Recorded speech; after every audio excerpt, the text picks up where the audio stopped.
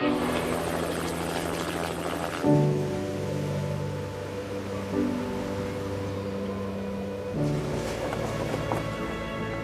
n'a jamais rêvé de voler comme un oiseau?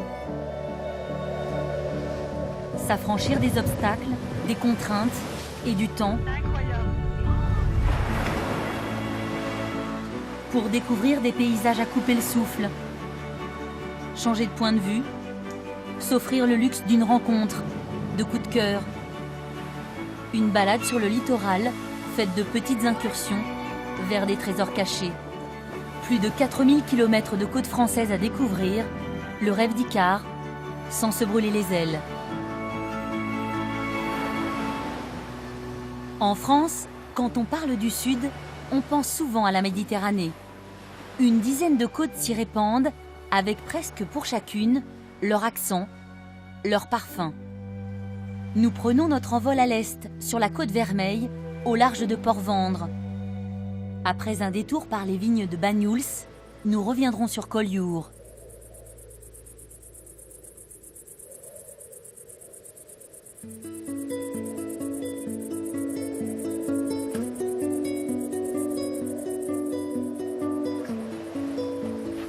Jadis, Port-Vendre servait de liaison entre le monde d'Orient et le monde d'Occident. Pour simplifier, le port qu'on appelait à l'époque Portus Veneris était en quelque sorte l'union pour la Méditerranée avant l'heure. En ce temps-là, les navires surpris par les vents rugissants dans le golfe du Lion se réfugiaient ici, en attendant de reprendre leur route pour Marseille ou l'Espagne. Certains autres, incapables de se mettre à l'abri à temps, font désormais le bonheur des chasseurs d'épaves, comme Alain. Il y a de très belles épaves, on a 4 épaves principales, dont 3 qui sont à moins de 5 minutes de Port-Vendre. Et ça nous permet en fait d'être un peu la capitale de la plongée épave sur la côte Vermeille.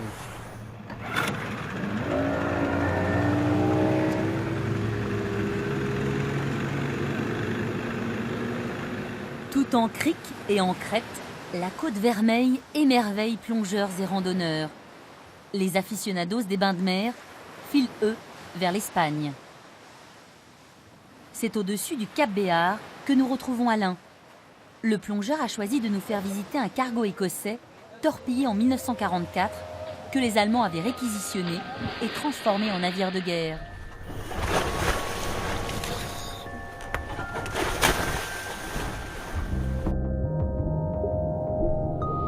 Donc là, on va descendre sur le Saumur, une épave qui fait une centaine de mètres de long quand même. C'est sympathique, on peut rentrer dans la cuisine, visiter la cuisine.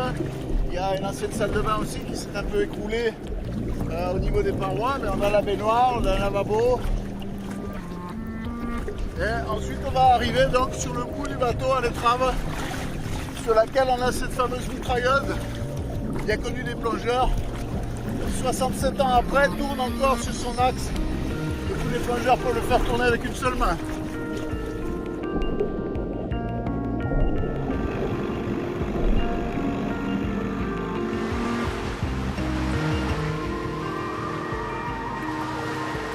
Là où, comme on dit ici, les Pyrénées tombent dans la mer, ils pourront toujours se baigner à Banyuls, dernière station balnéaire avant la frontière. Banyuls est connue pour le vin qu'on y produit. La ville est entourée de coteaux où sont ramassés les raisins qui bénéficient d'un ensoleillement exceptionnel. Sur le massif des Alberts, fidèle au poste, la tour Madlock n'a pas bougé d'un poil. Déjà, au XIIIe siècle, ces contreforts étaient couverts de vignes. Et comme à l'époque, les vignerons doivent pousser la hotte au sommet avant de tirer leur nectar. De toutes les vignes qu'on a, c'est celle qui est quasiment la plus en pente. Et c'est la plus sauvage aussi, c'est-à-dire qu'elle est vraiment au milieu de la garrigue. Pour nous, c'est la plus dure à travailler, mais c'est notre plus belle vigne, c'est celle où vraiment on a une attache particulière à cette vigne, quoi. C'est un terroir absolument exceptionnel. C'est-à-dire que les pieds poussent dans la roche, quoi, hein. Là, on le voit bien, hein. Là, il y a la roche partout, quoi. Alors forcément, ça a une influence sur le vin. Et ça donne vraiment un vin avec une minéralité assez exceptionnelle, quoi. Et s'il y a encore des vignes ici, c'est par la volonté des hommes, quoi, qui travaillent ce vignoble-là. Alors effectivement, c'est dur, mais moi je considère que c'est pas plus dur que de passer 8 heures dans un bureau devant un écran d'ordinateur. Parce que mon paysage, c'est pas le même que devant l'ordinateur.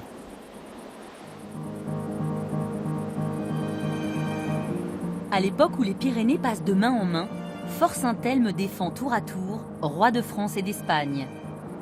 Sa situation dominante permet d'assurer à la fois la protection de Port-Vendre et de Collioure, situé dans une anse voisine. Le port, aussi rocailleux que l'accent de ces pêcheurs d'anchois, était le foyer d'un commerce intense, au temps où l'Aragon administrait la ville de Port-Vendre et de Collioure réunis, que 2 petits kilomètres séparent.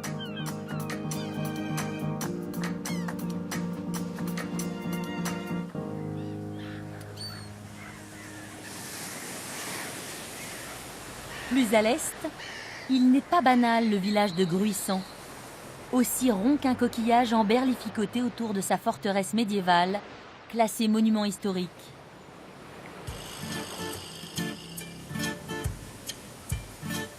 Si le nom de Gruissant ne dit rien à personne, ces lotissements sur pilotis rappellent sûrement à quelques nostalgiques qu'ils avaient servi à 37 de le matin, un des films les plus chauds des années 80.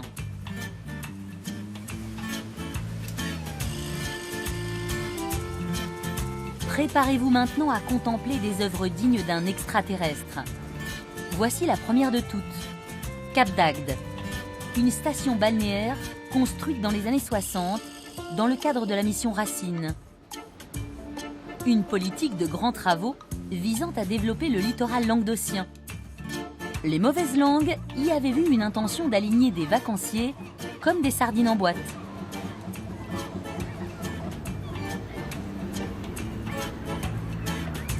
Ce qui distingue ce trait de côte, c'est avant tout sa situation entre deux eaux.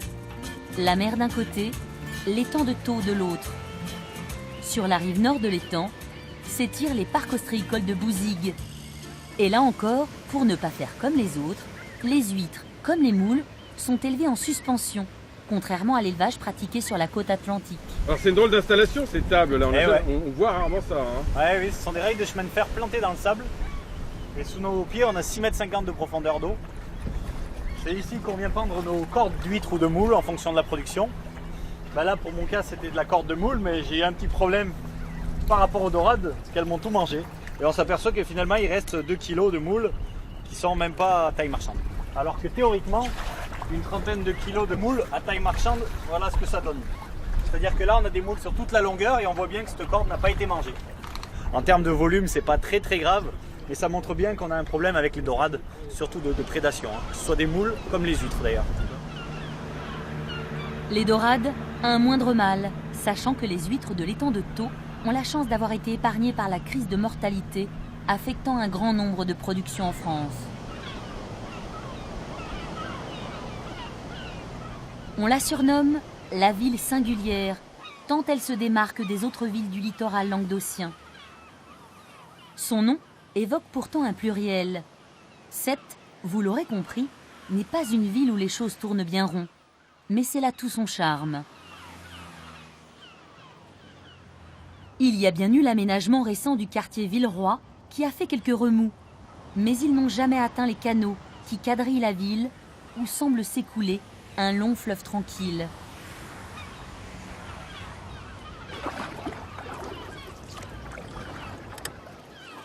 La Pointe Courte, c'est vrai que c'est un endroit très particulier à Sète. C'est un mini-port, c'est un port de poche, c'est assez pittoresque. C'est un lieu qui est un peu en dehors de Sète, c'est un peu en dehors du temps, où il y a toujours quand même cet état d'esprit de cabane, un peu de refuge qui servent aux pêcheurs. Il faut savoir qu'à la Pointe Courte, c'est vrai qu'ils ont une réputation d'être un petit peu en dehors des règles. Donc ils aiment bien garder, je pense aussi, cette image de cabane en matériel de récupération. Vous voyez, on passe même la Pointe du Raz. C'est pas tous les jours qu'on passe la Pointe du Raz en kayak. Là, on arrive à Doradland. c'est l'endroit où l'étang de Tours rentre dans les canaux de Sète pour ensuite aller vers la mer. Donc ça crée un entonnoir et c'est là où les dorades se concentrent en fait pour passer vers la mer. Donc c'est à cet endroit-là que se déroule tous les ans la fameuse pêche à la dorade là, qui dure quelques jours. Ça fait vraiment partie de la culture sétoise ici. Vous avez pris ma place. Et viens me mettre Non, là. mais c'est votre place? Oui, c'est ma place. Qu'est-ce qui prouve que c'est votre place? Salut. Ce qui prouve que c'est ma place, c'est que je viens et je dis c'est ma place. Voilà, alors s'il insiste et qu'il se met devant moi, eh ben ce monsieur prend un bain. Prend un bain. On est bons copains, mais. Pas jusqu'à se laisser prendre ma place. Non, non, je te prêterai pas ma place. Une place qui ne mérite sûrement pas qu'on se la dispute, car ce jour-là, qu'aucun de sort, de dorade, il n'y en avait pas. Le passage du pont ferroviaire symbolise l'entrée dans la ville de Sète, une des rares villes de France qu'il est possible de visiter au fil de l'eau. Sur ces canaux s'escriment chaque année les jouteurs qui sont à Sète, ce que Georges Brassens est aussi, indéboulonnable, enfin presque.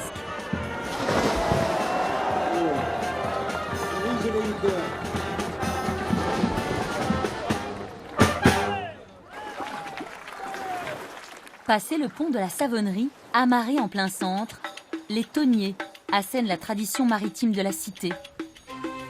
Ils sont pour ainsi dire rivés à quai, depuis que l'urgence a contraint les États à durcir les règles qui régissent la pêche au thon.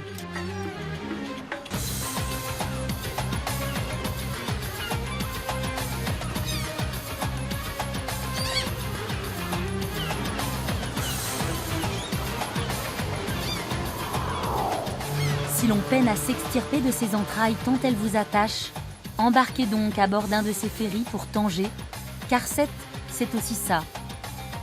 Une porte vers l'Afrique et le monde, ouverte 7 jours sur 7.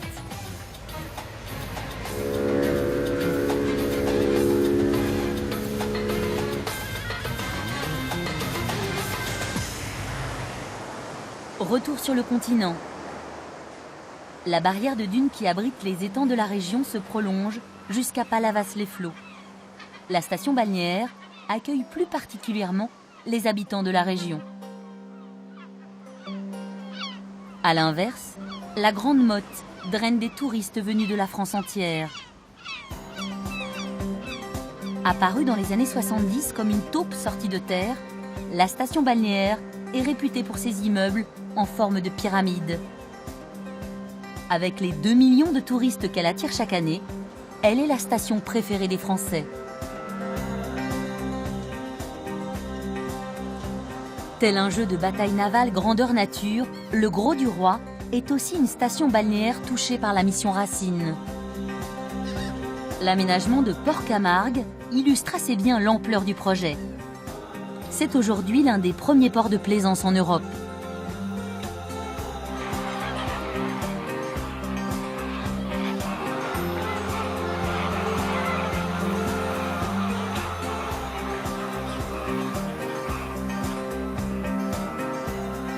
Emportés par les flamants roses, nous passons au-dessus de la Camargue pour faire escale à Fos, Marseille, puis Toulon, situés sur la Côte d'Azur.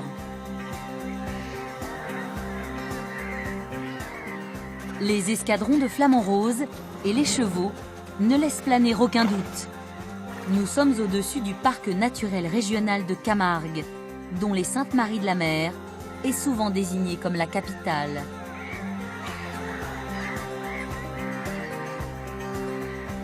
Sur la rive gauche de l'embouchure du Vieux-Rhône, le phare de Faramond veille sur des hectares d'étangs et de marais qui jadis faisaient vivre la commune de Fos-sur-Mer, visible à 100 lieues à la ronde. Un passé mort et enterré sous un complexe industriel qui fait tourner l'économie de la ville à plein régime. Fos-sur-Mer a dans son arsenal d'industrie l'une des 12 raffineries françaises, une véritable poudrière où débarquent régulièrement des tankers chargés de matières explosives. Inutile de préciser que la manœuvre d'approche de ces bombes flottantes n'est pas confiée à n'importe qui. À Fos, on a pas mal de méthaniers et celui-ci vient environ une fois par semaine. Donc c'est un bateau qui fait 230 mètres et qui est rempli de gaz. C'est une énorme bouteille de gaz flottante, donc c'est très très dangereux. Il n'est pas question de faire des inepties. Et de toute façon, toutes les manœuvres sont délicates.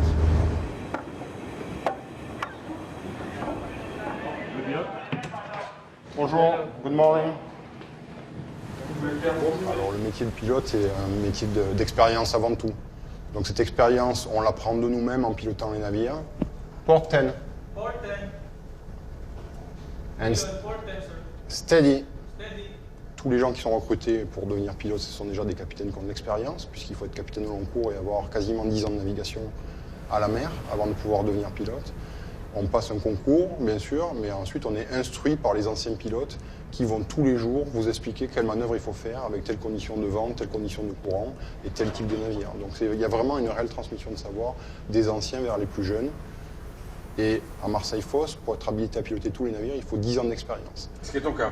Pas du tout. Moi j'ai 8 ans d'expérience, donc je ne suis pas habilité encore. Je peux faire tous les navires, sauf les paquebots de plus de 250 mètres. Donc les navires passagers de croisière qui font jusqu'à 340 mètres de long. Donc je n'ai pas encore le droit de les faire, je les ferai que dans 2 ans, quand j'aurai 10 ans de pilotage. Ces palaces flottants n'ont pas l'habitude de s'amarrer à Fos-sur-Mer, mais à peine plus à l'est, à Marseille. L'un des ports sûrement les plus atypiques de Méditerranée. Redoutée, courtisée, la voici. Marseille et ses quartiers. Populaire au nord, huppé au sud, et la balle au centre, histoire de mettre un peu d'huile sur le feu. En gardienne incongrue du joyeux melting pot, Notre-Dame de la Garde, alias Bonne Mère, veille comme elle peut.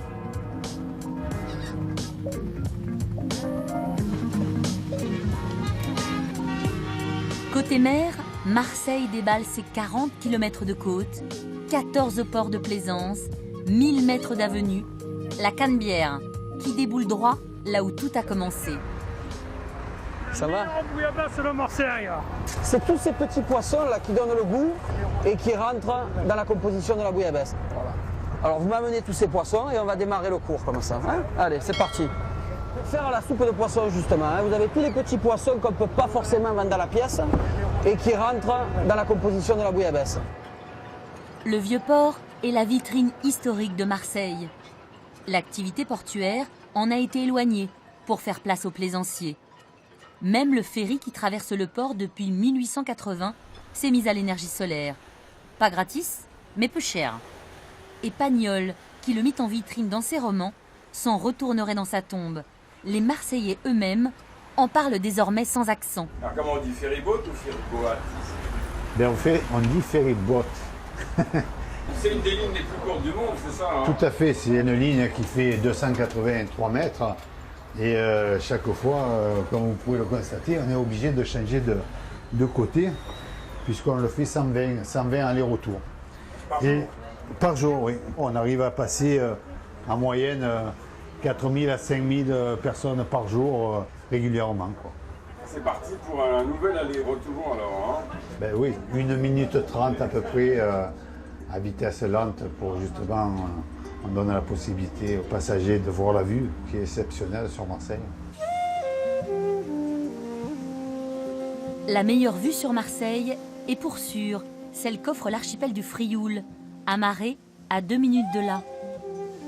2 îles attachées par un port, Pomègue et Ratonneau, où l'ancien fort domine les calanques Saint-Estève. Le meilleur spot de Marseille pour la baignade, paraît-il.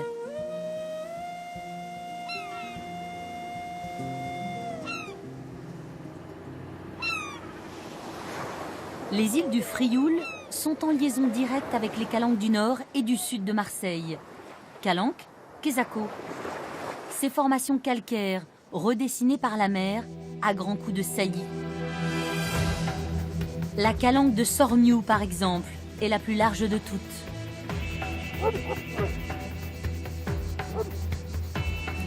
Et par endroits, les massifs crayeux s'élèvent à plus de 300 mètres.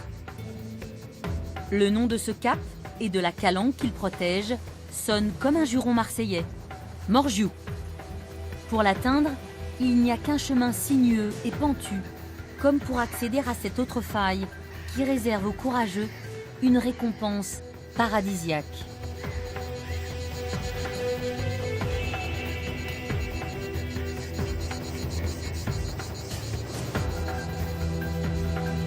Au bout de ce dédale de falaises en dos d'âne, s'est niché le port de Cassis. La cité touristique tire gloire de son vin blanc, capable de griser les plus réfractaires au charme de Bacchus.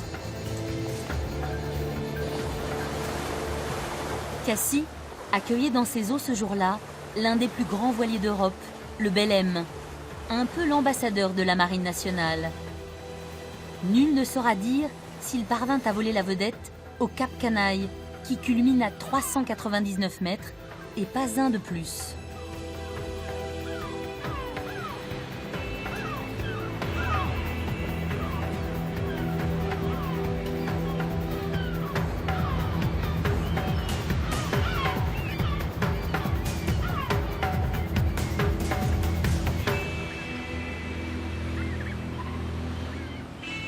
Après ces dernières images des Calanques, plongeons dans les eaux turquoises de la Côte d'Azur.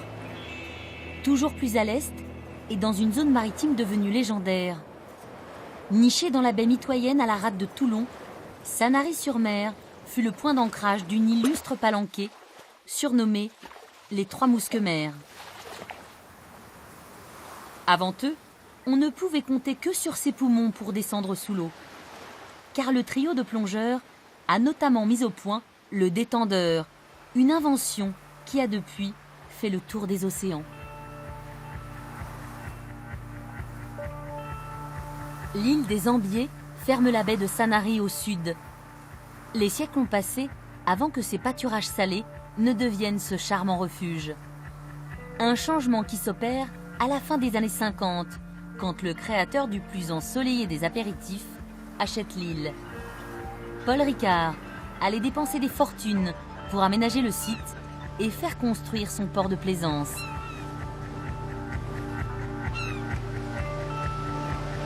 Pour revenir dans la rade de Toulon, il faut contourner le cap Sissier. Tout au bout, face à la mer, agonisent les ruines d'une position occupée durant la dernière guerre. À cet endroit, sous 36 mètres de fond, gîte une épave coulée exprès pour servir d'aire de jeu à des plongeurs scientifiques en mal d'entraînement.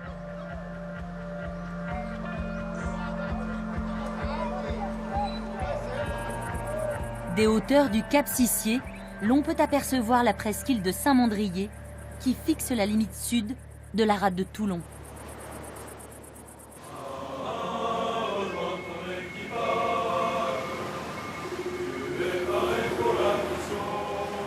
Voici l'une des 3 frégates anti-sous-marines du premier port militaire de France. Dans la rade de Toulon, stationne le gros de la marine nationale. Et inutile de le claironner sur les toits, ça se voit. La protection naturelle de la rade à l'abri des montagnes lui conférait dès le XVIe siècle sa vocation de port de guerre. À la croisée des chemins entre Marseille et Nice, Toulon ne tire en revanche aucune gloire de son trafic routier, régulièrement en rade. Les habitants, lassés de perdre des heures à contourner la rade en voiture, n'ont pas longtemps résisté aux sirènes des navettes du réseau Mistral. Les embarcations maritimes traversent la rade en 20 minutes seulement.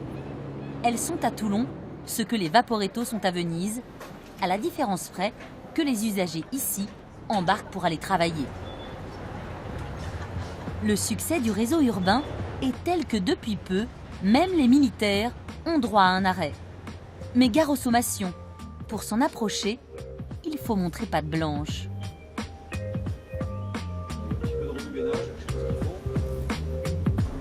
Gibal naval des réseaux Mistral. Oui, bonjour, demande d'autorisation de rentrer dans la zone pour accoster au quai de la Fraîche, s'il vous plaît. Oui, vous avez accord d'accoster au quai de la Fraîche, cependant, faites attention, on a un yacht là qui a fait une intrusion au zone militaire, donc passez pas trop près de nous. Ok, bien pris, merci. Là, il nous a mis qu'il y avait un yacht qui était accosté là, donc d'aller vraiment doucement, quoi. Toulon, premier port militaire de France, donc effectivement, on a quelques contraintes sécuritaires. Un yacht s'est fait arraisonner, on a un comité d'accueil composé de 3 militaires, on est encadré généralement par une vedette commando, on est obligé de s'affranchir de quelques règles de communication. Au-delà de ça, l'arsenal c'est 24 000 emplois chaque jour, donc des besoins de transport et l'ouverture de cette ligne, à mon avis, est une première réponse. Après, vous savez, même s'il y a un certain exotisme à se faire transporter en bateau, il faut habituer les gens à quitter le confort de leur voiture pour rentrer dans un moyen de transport collectif. Et on essaye de faire en sorte ici de prendre le bateau comme on prend le bus. Une habitude qu'il n'a pas été difficile à prendre. Il suffit de monter à bord d'une navette du réseau Mistral pour s'apercevoir que ceux qui ont goûté à cette méthode de transport ne sont pas prêts de faire machine arrière. Autre avantage de voyager en bateau-bus, être assis en première loge pour admirer la flotte de la Marine nationale. Celle-ci compte dans ses rangs le porte-avions Charles de Gaulle. Mais attention, si l'imposant bâtiment se laisse photographier à l'envi, il sait aussi se défendre des intrusions. Personne ne peut s'en approcher, non, même pas nous, puisque toute la zone est bien balisée. Et si par hasard des gens voulaient s'en approcher d'un peu trop près, eh bien de suite il y a les commandos qui viennent au devant de la vedette qui voudraient pénétrer dans la zone de la base navale. On va pas essayer alors. On va pas essayer, non, vaut mieux pas, non. En résumé, à Toulon, un seul billet donne le droit de circuler sur mer et sur terre. Et accrochez-vous, avec ce même ticket, il est aussi permis de voler. Alors qu'on prenne le téléphérique, le bus ou le bateau à Toulon, avec le même ticket, on peut utiliser ces 3 moyens de transport pour se déplacer. Et le téléphérique nous permet d'arriver au sommet du Mont Faron. Et du sommet du Mont Faron, on aura une vue splendide sur toute la rade de Toulon, la petite rade où évoluent les navettes du réseau Mistral. Et c'est vraiment excellent. Difficile en effet de conclure autrement notre parade entre ciel et mer que par cette ascension vertigineuse au sud de la rade de Toulon.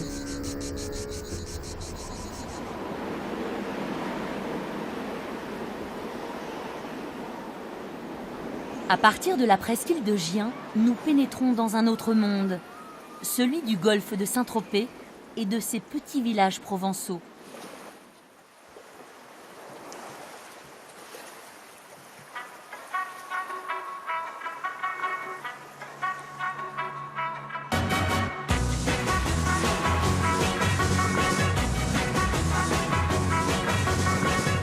Dans un tout autre genre, la Côte d'Azur abrite une station balnéaire dont la réputation n'est plus à faire.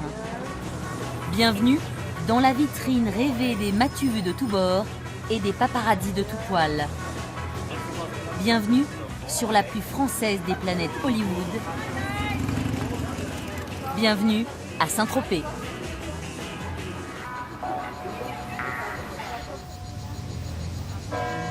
Il n'est pas si loin le temps où le port de pêche s'endormait au champ des Grillons, où les matins diffusaient sans autre parasite les voix de maraîchers aux accents de Provence. C'était avant que ne déferle sur la station balnéaire la vague yéyé des années 60, un raz-de-marée qui charriait au passage les yachts qui font la réputation de Saint-Tropez et s'y agglutinent un peu plus chaque saison.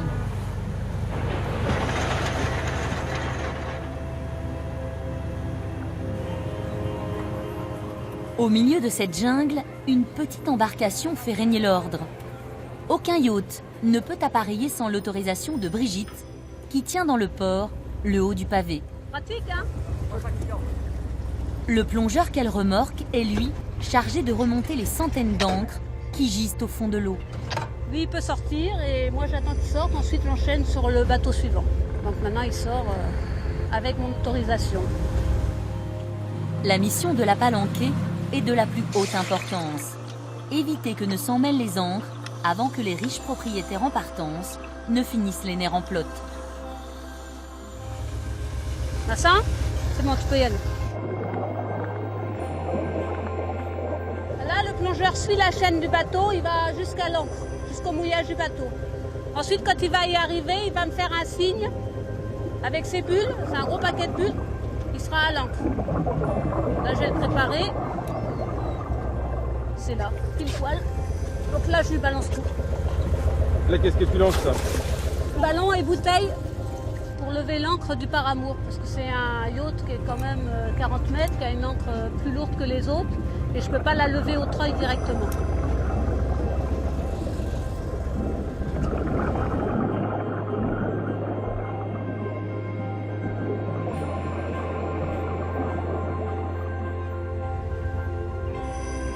Voilà, vous avez vu?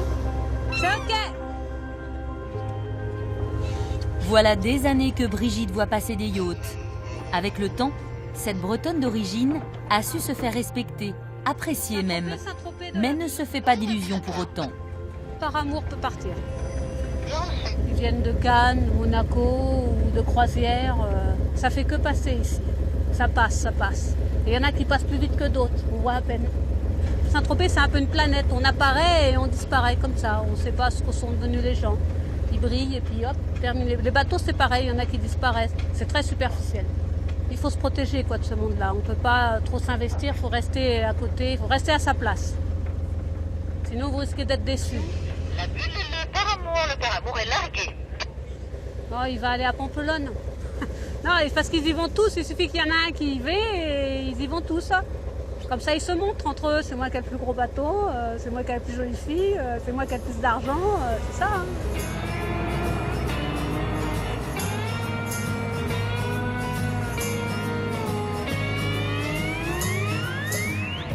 Pampelonne et ses 4,5 km de plage.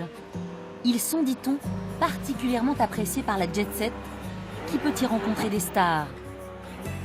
Brigitte avait raison, les yachts semblent s'y être donné rendez-vous, comme si l'un d'entre eux avait battu le rappel.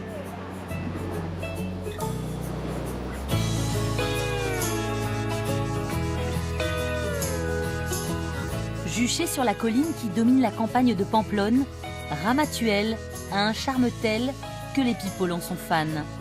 Des étoiles grimpées au firmament s'arrachent à prix d'or des propriétés à d'autres stars en cours d'extinction. Emboîtés l'un dans l'autre, Port Cogolin, mais surtout Port Grimaud, gigantesque copropriété privée sur l'eau, sommeillent au fond de la baie. Par-dessus le massif de l'Estérel, nous approchons de la Riviera, avec Nice et surtout Monaco.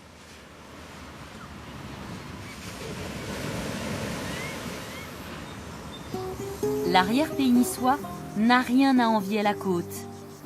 Ces collines servent d'écrin à des villages médiévaux dont certains sont de véritables pépites.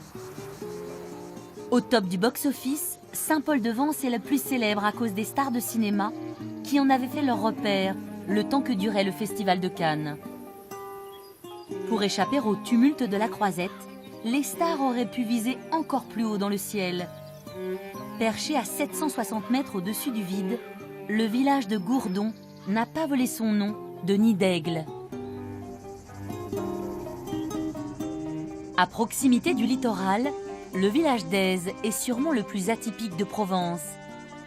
Il s'étage sur 3 niveaux. Le bourg proprement dit domine la station balnéaire d'Èze-sur-Mer, à Languille sur la Méditerranée.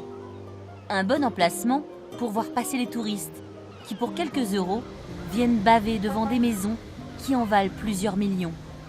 Des résidences le long de la côte entre Monaco et Nice, appartenant aux grandes fortunes de ce monde, sur lesquelles Alexandro, un Mexicain au baratin bien rodé, n'hésite pas à lâcher quelques scoops. Bon, vous avez beaucoup de chance d'être à bord du bateau parce qu'on arrive à un bijou, vraiment on peut dire ça, c'est un vrai bijou de l'architecture. Regardez bien cette villa. Regardez bien tous ces jardins, tous ces magnifiques escaliers, des petits recoins. Vous voyez tous ces jardins suspendus. Ah, il y a beaucoup de place, on ne dira pas, mais c'est une grande villa, c'est very big house. Super, la seule façon de la voir, c'est ici. Voilà, on arrive à une petite île magnifique qui s'appelle Isoletta, appartenait pendant longtemps à la famille Agnelli, propriétaire de Ferrari et de Fiat. Ils l'ont vendu il y a 4 ans à un chanteur de rock and roll d'un groupe irlandais qui s'appelle Bono, c'est le groupe U2. Tout ce qu'il y a sur l'île, c'est une piscine. Vous allez voir, une piscine, c'est tout. Hein, c'est l'île de Bono. Voilà, une simple piscine sur une île, autant dire le monde à l'envers. À moins qu'il ne faille croire que l'argent rende effectivement fou.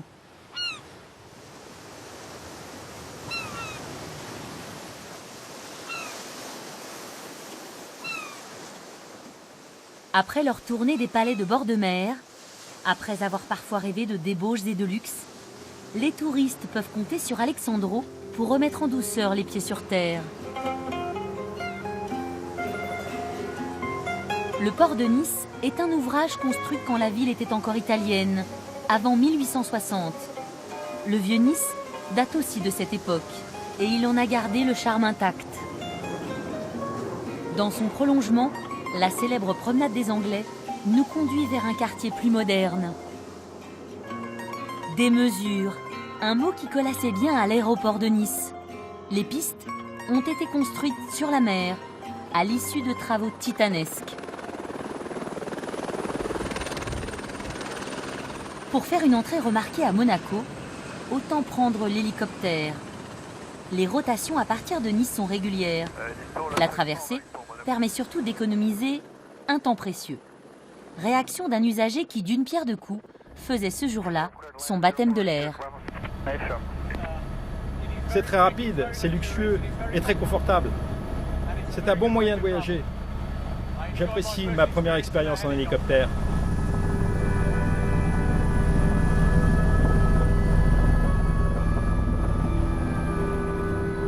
Ce caillou est le siège de la plus ancienne dynastie régnante de la planète. Un album de famille de plus de 7 siècles. Voici où en a été tournée la dernière page. Dans ce palais, Monaco célébrait en 2011, devant les caméras du monde entier, l'union du prince Albert et de Charlène.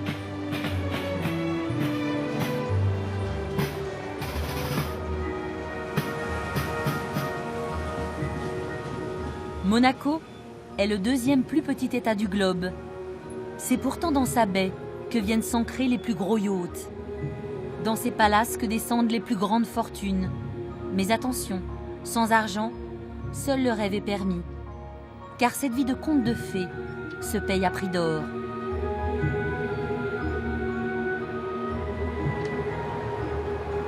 Entièrement gagné sur la mer, le quartier Front-Vieille est la zone industrielle du royaume. La majorité des compagnies qui s'y trouvent, n'en soyez pas surpris, commercialisent des yachts. Voilà, en tout premier lieu, ce que viennent chercher les habitués des palaces de Monaco et consorts. Des places aux premières loges sur la principauté qui fait son show.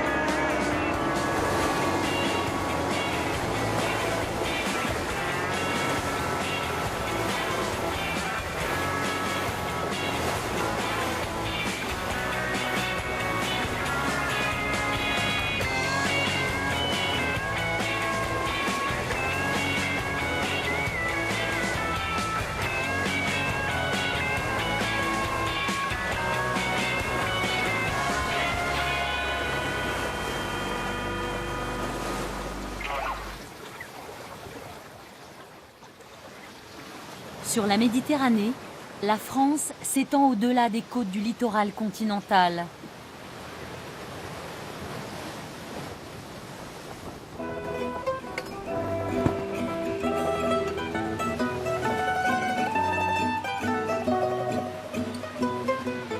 Pour visiter la Corse, autant commencer en beauté. L'arrivée par la mer n'a pas son pareil. Le nombre de touristes qui fait ce choix est en plein boom. Dans le golfe de Calvi, par exemple, la fréquentation des bateaux de croisière a explosé en quelques mois. Comme tous les villages de Corse, l'unique ressource de Calvi est le tourisme. Son port de plaisance, ses plages, sa citadelle, ses cafés sont pris d'assaut presque toute l'année. Mais il y a plus étonnant. Stationné en gare de Calvi, le petit train, comme on l'appelle ici, lui non plus ne désemplit pas. Il faut dire que l'itinéraire qu'il emprunte pour atteindre l'île Rousse offre une vue imprenable sur le littoral.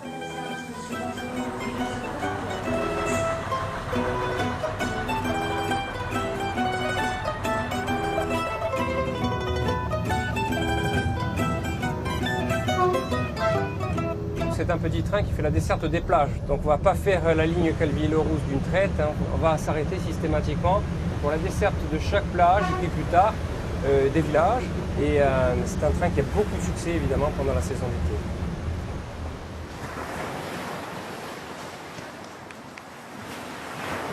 D'un côté, l'une des plus hautes chaînes de montagnes de l'île. De l'autre, des plages réputées pour les rouleaux qui les assaillent inlassablement. Un parcours du combattant sur l'eau, idéal pour les durs à cuire du 2e régiment de parachutistes, basé sur les hauteurs de Calvi.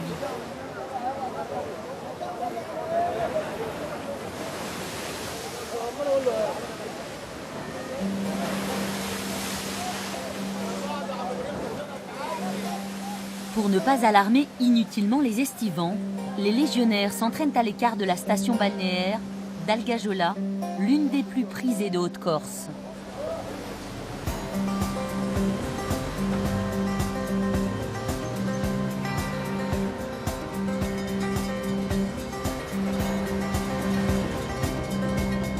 Le petit train de Calvi traverse l'une des plus belles régions de l'île. Autrefois surnommé le jardin de la Corse, la Balagne est parsemée de villages médiévaux édifiés à l'époque où l'île était administrée par l'Italie. Alors sur fond de Montegrosso, on voit là un premier village se détacher sur les ponts rocheux là-haut. Il est magnifique, c'est un des plus beaux villages de France. C'est le village de Sant'Antonino. Des villages comme San Antonino, il y en a près d'une dizaine, perchés entre ciel et terre. Tous cultivent leur identité. Le village de Pigna est par exemple l'un des rares à vivre de l'artisanat aux dépens du tourisme de masse.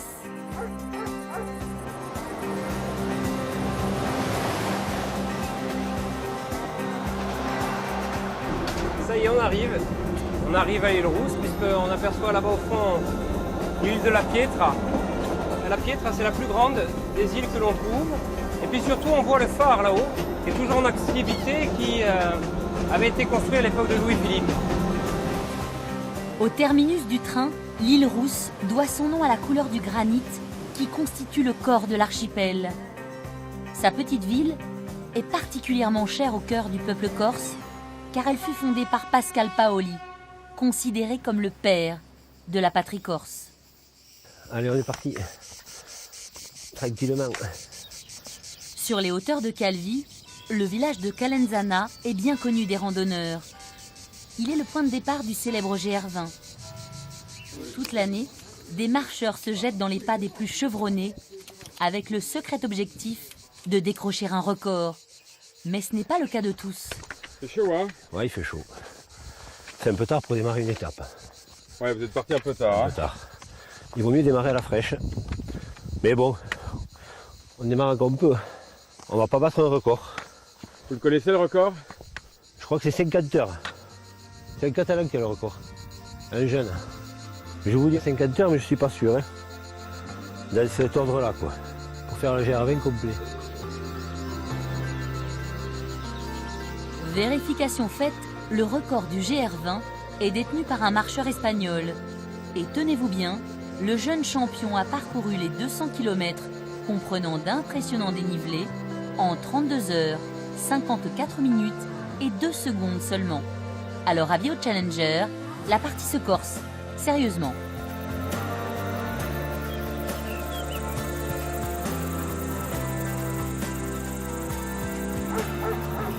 Pour rejoindre le littoral, les variantes ne manquent pas. Mais la beauté du paysage est telle que l'on ne résiste pas à flâner en chemin. Et pourquoi pas sur la cime du Capo Tafonato, qui culmine à plus de 2300 mètres.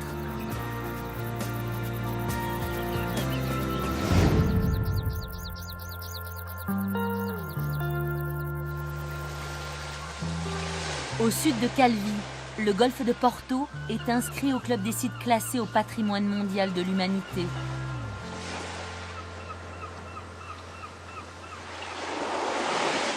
À l'extrémité sud du golfe, les calanques de Piana sont elles aussi protégées par l'UNESCO. La tour génoise de Porto est un poste d'observation unique sur les récifs qui bordent la réserve de Scandola.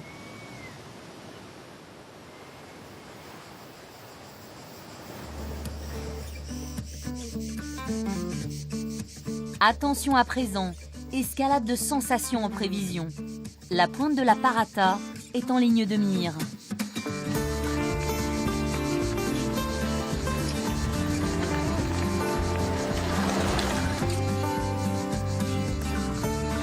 Nous sommes au nord-ouest d'Ajaccio, dans ce qu'il convient d'appeler un espace entièrement dédié aux activités de plein air.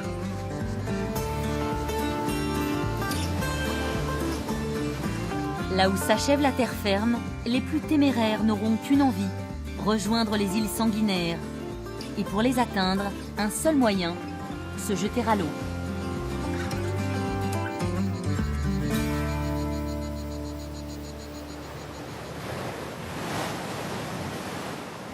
Donc là, on va sur l'île principale, Medzumar, plus connue sous les îles sanguinaires.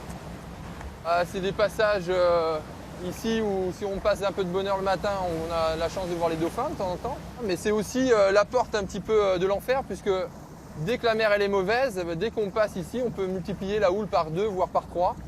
Pourquoi est-ce qu'on appelle ces îles les îles sanguinaires? Alors, le coucher de soleil sur la roche rouge avec des plantes aussi qui changent de couleur en automne et qui viennent un petit peu rose-rouge. Donc ça fait un petit peu sanguinaire de loin. On avait aussi, donc par rapport aux lépreux, presque un mouroir. Donc on pourrait dire que c'était sanguinaire. Après, chacun va y mettre un petit peu de sa version. C'est pas vraiment laquelle est la bonne. Chacun prend la sienne et puis fait son petit rêve. Voilà.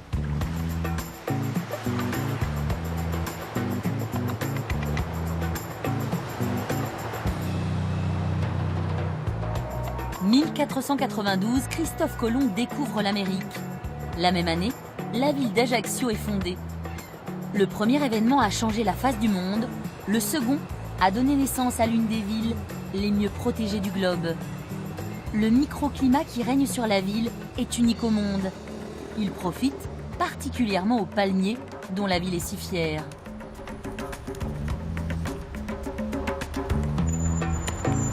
S'il n'y avait pas les palmiers, Ajaccio ressemblerait plus à rien.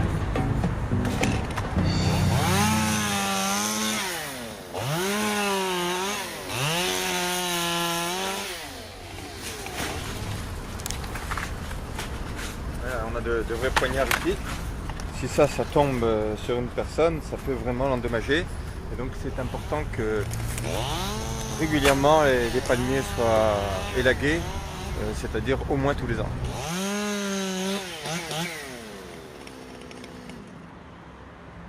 Qui est-ce qui a eu cette idée de génie de faire planter des palmiers sur cette île? Écoutez, on en voit sur les vieilles photos d'Ajaccio déjà au 19e siècle. Et puis les palmiers étaient principalement auparavant des palmiers dattiers. Et les palmiers les plus importants que vous pouvez voir aujourd'hui, par exemple autour de la mairie d'Ajaccio, qui font près de 20 mètres de hauteur, ce sont des palmiers qui datent des années 1902-1905.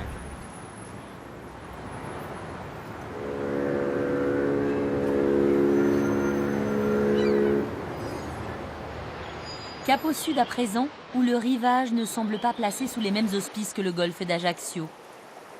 La principale menace ici a un nom, Mistral. Quand le vent s'abat au large de Porticcio, il fait une guerre sans concession aux plus frêles embarcations. Sur les hauteurs de sa presqu'île, la tour génoise de l'Isolella offre un belvédère sur la plage de Vergia. 500 mètres de sable étincelant, ponctué de pinèdes. Et ne vous fiez pas à ces images. Au mois d'août, les places sont chères sur la plage qu'on surnomme aussi la plage d'argent.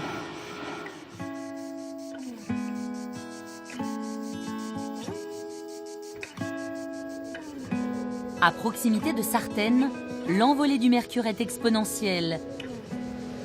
Perchée sur son piton rocheux, Sartène revendique d'être la plus corse des villes de Corse.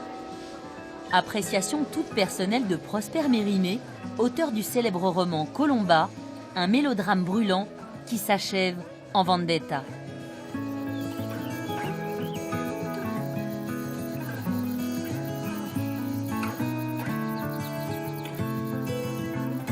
Toujours plus haut, telle une armée pétrifiée, les aiguilles de Bavella sont, dit-on, les plus belles de Corse.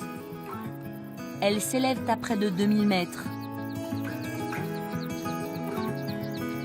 Perché à cette altitude, on pourrait presque apercevoir la baie de Bonifacio, un autre joyau situé à l'extrême sud du petit continent. À l'issue de ce voyage au-dessus de la plus corse des îles françaises, force est de constater à notre tour qu'elle n'a pas volé son titre d'île de beauté. Mais après tout, n'est-ce pas tout le littoral français qui serait de toute beauté ?